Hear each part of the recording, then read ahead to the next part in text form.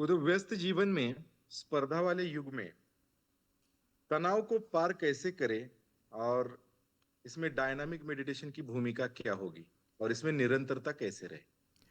ठीक। धन्यवाद। व्यस्त जीवन तो सदा सदा से था। ऐसा ना सोचें कि केवल आज हो गया है। ईर्ष्या और प्रतियोगिता सदा सदा से थी, सिर्फ आज नहीं हो गई है, इस बात का ख्याल रखिए। हाँ, आज हो सकता है आपके पास छोटी कार हो और आप बड़ी कार के लिए चिंता और ईर्ष्या से भरे हों। पुराने ज़माने में ईर्ष्याओं के ऑब्जेक्ट्स अलग थे। ईर्ष्यालु आदमी तो ऐसा का ही ऐसा था। किसी के पास बैलगाड़ी थी और वो ईर्ष्या कर रहा था, पड़ोसी ने घोड़े वाला रथ खरीद लिया है। इसके पास छोटी जो घर था उसके पास बड़ा मकान हो गया है, पक्का मकान हो गया है, ये कच्चे मकान में रह रहा है। ईर्ष्या सदा सदा से है मनुष्य के भीतर। अहंकार सदा से है। क्रोध, घृणा, नफरत, द्वेष, ये सब हमेशा से हैं। जब जंगल में रह रहे थे आदिवासी, तब क्या आप सोचते हो व्यस्त नहीं थे? सुबह से उठते ही से भोजन की तलाश में जाना होगा, शिकारों के पीछे दौड़ना होगा, पेड़ों पर चढ़ना होगा। आज आपको वो सब नहीं करना पड़ता, आप जाके फ्रिज में खोलते हैं और सामान निकाल के खा लेते हैं। कितना आसान हो गया। एक हिरण के पीछे ज़रा दौड़िए शिकार करने के लिए, कितना मुश्किल है कब्जे में लाना। ऐसा नहीं कि पहले आदमी व्यस्त नहीं था, बहुत व्यस्त था। सच पूछो तो आज जितनी फुर्सत में है इतनी फुर्सत में कभी नहीं था। मैं बिल्कुल उल्टा देखता हूँ। हाँ, अब कोई मानसिक रूप से ज़बरदस्ती व्यस्त रहा है तो ये बात अलग है। अन्यथा जैसे जैसे औद्योगिक क्रांति हुई, मनुष्य का शारीरिक श्रम मशीन करने लगी, वैसे वैसे लोगों के पास काफ़ी फुर्सत है। किसान पहले कितना व्यस्त होता था, आज से सिर्फ 50-60 साल पहले, और आज कितने फुर्सत में है।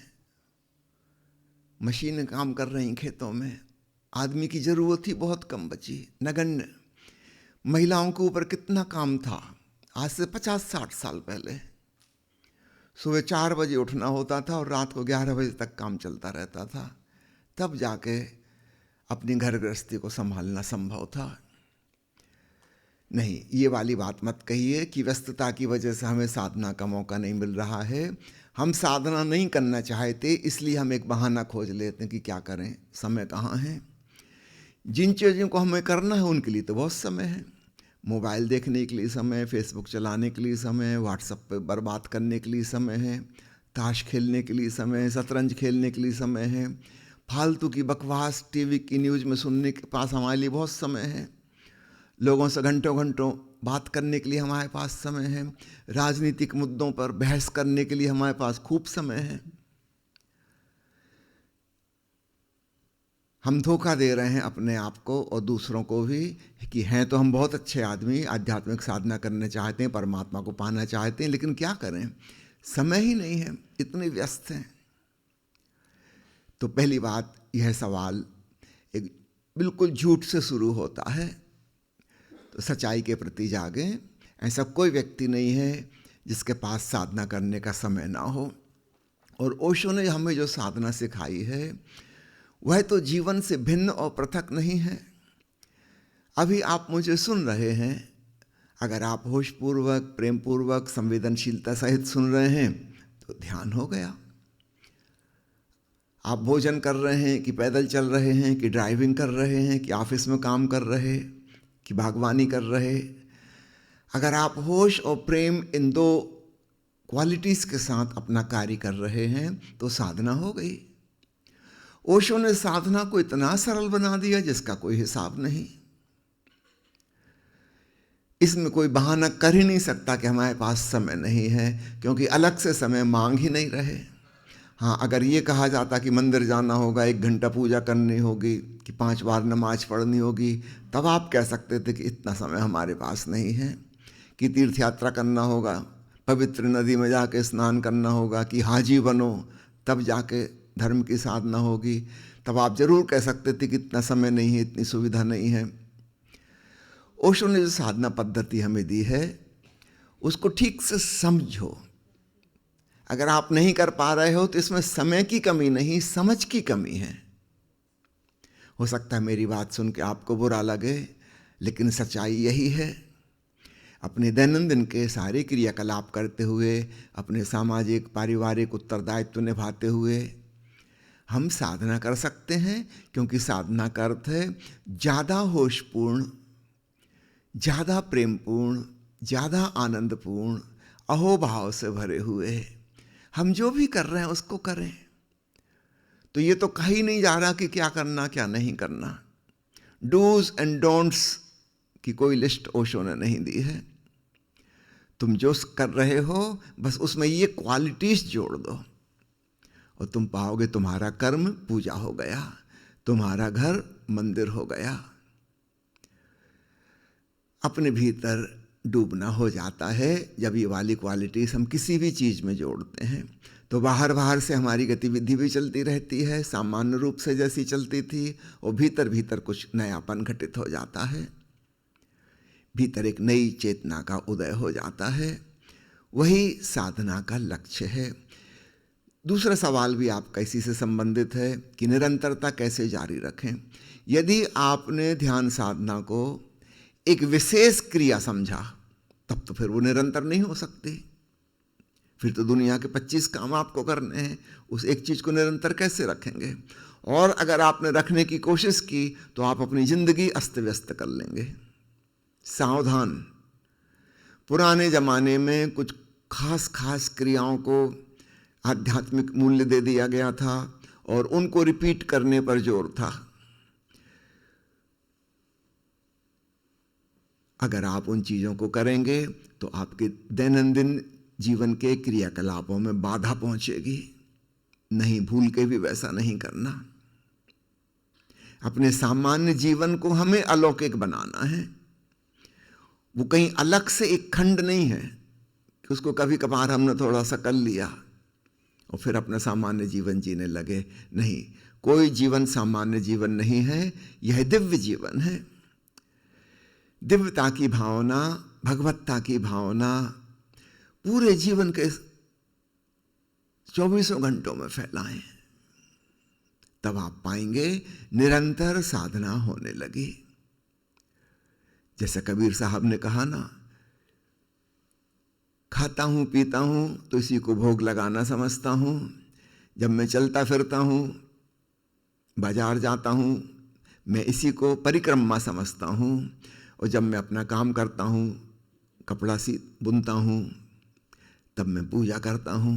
और जब मैं सो जाता हूं बिस्तर पर, तो यही मेरा शवासन है, यही मेरा साष्टांग दंडवत है। वे अलग से तो किसी मंदिर मस्जिद में नहीं गए, उन्होंने तो कहीं जाकर साष्टांग दंडवत नहीं किया, कोई जरूरत ही नहीं। जो लोग जा रहे हैं मंदिर मस्जिद और सैकड़ों बार भी साष्टांग दंडवत करते रहे, वहां तिब्बत में करते रहते हैं लोग दिन भर में सैकड़ों बार साष्टांग दंडवत। तो फिर जिंदगी के बाकी के काम कब करोगे? पूरा दिन उसी में निकल जाएगा। नहीं, ऐसी भूल में पड़ने की कोई जरूरत नहीं है। जब कबीर साहब परम तत्व को जान सकते हैं, सच्चिदानंद में डूब सकते हैं, तो हम सब भी हो सकते हैं। तो व्यस्तता का बहाना ना करें। दूसरी बात आपने पूछी है फिर सक्रिय ध्यान की भूमिका। सक्रिय ध्यान की भूमिका थोड़े दिनों के लिए है, जब आपके भीतर बहुत ज़्यादा दमन है, उन्हें बाहर विसर्जित करने के लिए। एक बार भीतर साफ सफाई हो गई, स्वच्छता हो गई, आप निर्मल हो गए भीतर, तब उसकी कोई आवश्यकता नहीं है। ओशो ने कहा है कि ज़्यादा से ज़्यादा 3 महीने और कम से कम 3 सप्ताह में काम बन जाएगा। अगर तुमने खूब इंटेंसिटी से किया तो 3 हफ्ते में सारा कूड़ा कचरा बह जाएगा और भीतर एक पावनता, पवित्रता, स्वच्छता का बोध होगा। ओशो ने कहा सबसे पहले दूसरा चरण छूट जाएगा, क्योंकि कैथारसिस करने को कुछ बचेगा ही नहीं। धीरे धीरे तीसरा चरण भी छूट जाएगा। जोर से सांस बाहर छोड़ने में ही वही घटना घट जाएगी जो हूँ कहने में हो रही थी। उसके बाद पहला चरण भी छोटा होता जाएगा। 1-2 मिनट ही आपने प्राणायाम किया और बात बन गई, आप सीधे निर्विचार जागरूकता में चौथे चरण में पहुंच गए, अनहद नाद सुनने लगे। क्रमशः किसी भी विधि विधान की जरूरत नहीं रहेगी। तो ये तो हो गया आरंभ करने के लिए, ये कोई साधना नहीं है। ओशो ने एक प्रवचन में स्पष्ट कहा है, कोंपले फिर फूटाई के 5वें प्रवचन में, कि सक्रिय ध्यान वास्तव में ध्यान नहीं है, यह केवल ध्यान की एक भूमिका है। असली ध्यान तो साक्षी भाव है। संक्षेप में कह लें विपस्सना, विपस्सना का मतलब होता है दृष्टा होकर देखना, पश्य यानी देखना, अपने आप का अवलोकन करते रहें। तो ये तो हमेशा हो सकता है, किसी भी चीज में हो सकता है, जब आप सक्रिय हैं तब भी, जब आप निष्क्रिय हैं तब भी, जब फुर्सत में हैं तब भी, जब व्यस्त हैं तब भी, इसमें तो कोई शर्त नहीं है। जो कुछ भी हो रहा है उसमें खूब सजग होशपूर्ण दृष्टा भाव जोड़ लें। उसने कहा विपस्सना से अर्थात दृष्टा भाव से कोई व्यक्ति परम ज्ञान को उपलब्ध होता है। सक्रिय ध्यान से परम ज्ञान उपलब्ध नहीं होगा, किंतु सक्रिय ध्यान इस योग्य बना देगा कि हम विपस्सना कर सकें, अर्थात दृष्टा भाव में स्थित हो सकें। इस बात को खूब अच्छे से समझ लीजिए, कोई जिंदगी भर करने के लिए नहीं है सक्रिय ध्यान। हाँ, अगर कभी महीना 15 दिन में आपको लगता है कि भीतर फिर कुछ दमन हो गया है, एक दिन फिर कर लेना, एक दिन पर्याप्त हो जाएगा बस। फिर कुछ दिन के लिए सीधा सीधा दृष्टा भाव सध जाएगा। तो पूरी बात को समझें, तब आप पाएंगे ये प्रश्न निरर्थक हो गए और एक निरंतर साधना चलने लगी, जो कि दृष्टा भाव की अनाहत नाद श्रवण की साधना होगी।